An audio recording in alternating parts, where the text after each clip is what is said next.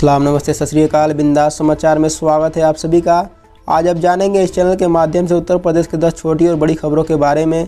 लेकिन उससे पहले आपने हमारे YouTube चैनल बिंदास समाचार को अभी तक सब्सक्राइब नहीं किया तो सब्सक्राइब करके बेल आइकन ज़रूर दबा लें। और साथ ही उत्तर प्रदेश के किस जिले से न्यूज़ को देख रहे हैं हमें कमेंट बॉक्स में ज़रूर बताइए और वीडियो को लाइक ज़रूर कर दें। तो चलिए एक नज़र डालते हैं उत्तर प्रदेश की 10 छोटी और बड़ी खबरों पर। बीजेपी के सदस्यता अभियान में अमित शाह बोले 2024 में मोदी को पीएम बनाने के लिए 2022 में योगी आदित्यनाथ सीएम जरूरी। उत्तर प्रदेश के विधानसभा चुनाव 2022 को लेकर बेहद एक्टिव मोड में आ चुकी भारतीय जनता पार्टी की चाल को गति प्रदान करने केंद्र सरकार के गृह तथा सहकारिता मंत्री अमित शाह एक दिन के दौरे पर लखनऊ पहुंचे। केंद्रीय गृह एवं सहकारिता मंत्री अमित शाह ने मेरा परिवार भाजपा परिवार सदस्यता अभियान का शुभारंभ किया। भारतीय जनता पार्टी के सदस्यता अभियान का शुभारंभ करने के साथ ही विपक्ष को आड़े हाथ लिया। डिफेंस एक्सपो मैदान वृंदावन योजना में अमित शाह ने सदस्यता लेने वाले कुछ युवकों को प्रमाण पत्र देने के साथ ही जनसभा को संबोधित भी किया। लंबे समय बाद लखनऊ आए भाजपा के चाणक्य ने मुख्यमंत्री योगी आदित्यनाथ को लेकर भी बड़ा संदेश दे दिया। अमित शाह ने भाजपा की सारी उपलब्धियों को गिनाने के साथ ही केंद्र में 2024 तथा उत्तर प्रदेश में 2022 का रोड मैप तय कर दिया। अमित शाह ने साफ कहा कि केंद्र में अगर 2024 में नरेंद्र मोदी जी को प्रधानमंत्री बनाना है तो 2022 में एक बार फिर से योगी आदित्यनाथ जी को मुख्यमंत्री बनाना होगा। ललितपुर में मृत किसानों के स्वजनों से मिली प्रियंका गांधी वाड्रा, खाद की लाइन में खड़े होकर तोड़ा था दम। उत्तर प्रदेश में 2022 में होने वाले विधानसभा चुनाव को लेकर बेहद सक्रिय कांग्रेस का फोकस किसान परिवार है। लखीमपुर खीरी की हिंसा में मृत किसानों के परिवार को बड़ी आर्थिक मदद देने के बाद कांग्रेस अब ललितपुर में मृत किसान के घर पर है। कांग्रेस महासचिव प्रियंका गांधी ने ललितपुर बुंदेलखंड के मृत किसान परिवारों से मिलकर उनकी पीड़ा साझा की। कांग्रेस की राष्ट्रीय महासचिव प्रियंका गांधी वाड्रा गुरुवार रात लखनऊ से ट्रेन से चलकर शुक्रवार सुबह ललितपुर पहुंची और सीधा मृत किसान भोगी पाल के घर पर रुख किया। उन्होंने इस दौरान मृत किसान के परिवारों से बातचीत कर उनका हाल जाना। पीलीभीत सांसद वरुण गांधी ने दी चेतावनी, बोले सरकार के आगे गिड़गिड़ाऊंगा नहीं, किसानों के लिए कोर्ट जाऊंगा। दिल्ली के बहेड़ी में पीलीभीत सांसद वरुण गांधी ने चेतावनी दी कि अगर किसानों के अधिकार छीनकर उनका शोषण किया जाता है तो अब सरकार के आगे गिड़गिड़ाऊंगा नहीं बल्कि किसान के लिए कोर्ट जाऊंगा। उन्होंने कहा कि मैं किसानों के लिए कोर्ट जाकर भ्रष्टाचार व किसानों के शोषण में शामिल अधिकारियों पर FIR कराऊंगा। शुक्रवार को यह चेतावनी बहेड़ी मंडी समिति में किसानों के धान तुलाई की स्थिति को देखने निरीक्षण को पहुंचे स्थानीय सांसद वरुण गांधी ने दी। किसानों के मुद्दे पर अपनी ही पार्टी के इतर बयान दे रहे वरुण गांधी यहां भी किसानों के मुद्दे पर काफी नाराज दिखे। मेरठ में बोले शिवपाल यादव, नेताजी कराएंगे मेरे और अखिलेश के बीच गठबंधन। मेरठ में प्रगतिशील समाजवादी पार्टी लोहिया के राष्ट्रीय अध्यक्ष शिवपाल सिंह यादव ने कहा कि प्रदेश से भाजपा को हटाने के लिए समान विचारधारा वाली पार्टियों को एक होना होगा। प्रदेश में सपा से गठबंधन उनकी प्राथमिकता है। नेताजी मुलायम सिंह यादव मेरे और अखिलेश के बीच बातचीत कराएंगे। ये बात शुक्रवार को western UP chamber of commerce and industry Bombay बाजार के सभागार में आयोजित प्रेस वार्ता में कही। परीक्षा के लिए CBSE ने जारी की गाइडलाइन, एक कक्ष में अधिकतम 12 विद्यार्थी ही बैठेंगे। केंद्रीय माध्यमिक शिक्षा बोर्ड गत वर्ष की तुलना में इस बार कोरोना के मद्देनजर परीक्षा केंद्रों की संख्या बढ़ाएगा। इसको लेकर तैयारियां अंतिम चरण में है। परीक्षा के दौरान सभी केंद्रों पर शारीरिक दूरी के नियम पर सख्ती से पालन करना होगा। परीक्षा कक्ष में अधिकतम 12 विद्यार्थियों के बैठने की व्यवस्था की जाएगी। CBSE पहले की तरह इस बार भी स्कूलों में कुल कमरों की संख्या, कमरों का साइज में विद्यार्थियों के बैठने की क्षमता व फर्नीचर, स्कूल आने जाने का रास्ता आदि की जानकारी जुटा रहा है, जिसके आधार पर केंद्रों पर परीक्षा की व्यवस्था सुनिश्चित की जा सके।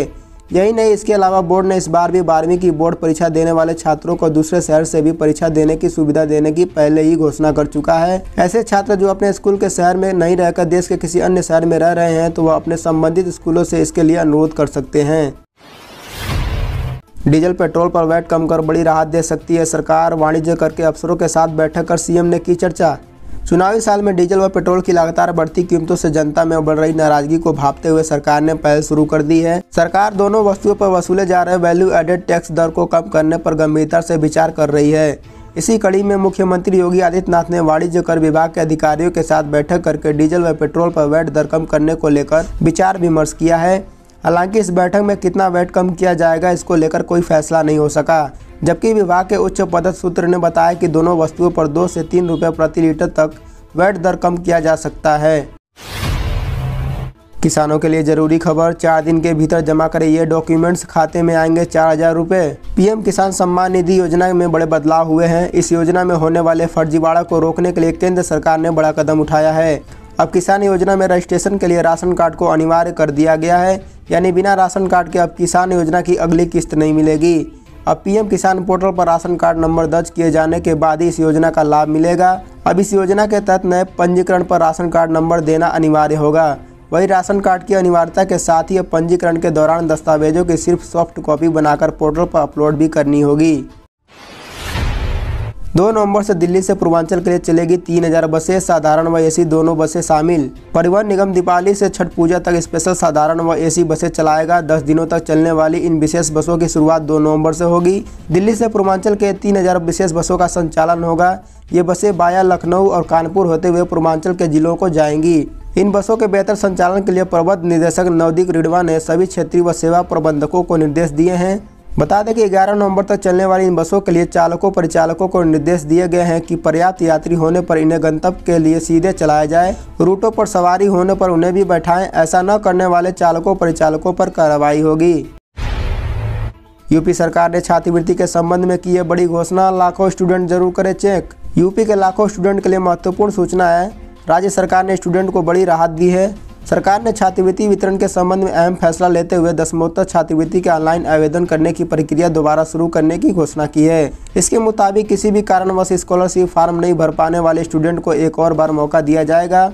स्टूडेंट आज से यानी 29 अक्टूबर 2021 से 30 नवंबर तक स्कॉलरशिप फॉर्म भर सकेंगे। इन छात्र छात्राओं को आधिकारिक वेबसाइट पर जाकर अब ऑनलाइन आवेदन करना होगा। इसके अलावा पूर्व दसम छात्रवृत्ति के भी छूटे हुए छात्र छात्राएं 29 अक्टूबर से 19 नवंबर तक ऑनलाइन आवेदन कर सकते हैं। मेडिकल कॉलेजों में 70 साल की आयु तक नौकरी कर सकेंगे डॉक्टर। प्रदेश में अब मेडिकल कॉलेजों में डॉक्टर 70 साल की उम्र तक नौकरी कर सकेंगे। 65 की उम्र पर सेवानिवृत्ति होने के बाद वह 5 साल पुनर्नियुक्ति पर तैनात किए जा सकेंगे। सभी राजकीय व स्वशासी मेडिकल कॉलेजों के साथ साथ King George Medical University, doctor Ram Manohar Lohia आयुर्विज्ञान संस्थान व उत्तर प्रदेश आयुर्विज्ञान विश्वविद्यालय सैफई में कार्यरत चिकित्सा शिक्षकों को यह तोहफा दिया गया है। इससे प्रदेश के विशेषज्ञ चिकित्सकों की कमी को पूरा किया जाएगा। बता दें कि मंत्रिपरिषद ने बड़े शहरों गोरखपुर, प्रयागराज, कानपुर, झांसी, मेरठ व आगरा के मेडिकल कॉलेजों व King George Medical University, doctor Ram Manohar Lohia आयुर्विज्ञान संस्थान व उत्तर प्रदेश आयुर्विज्ञान विश्वविद्यालय सैफई के चिकित्सकों शिक्षकों को अंतिम वेतन आहरण में से पेंशन को घटाते हुए मानदेय देने का फैसला किया है। वहीं छोटे शहरों व ग्रामीण क्षेत्रों के मेडिकल कॉलेजों के लिए ज़्यादा मानदेय तय किया गया है ताकि वहां काम करने के लिए डॉक्टर दिलचस्पी दिखाएं।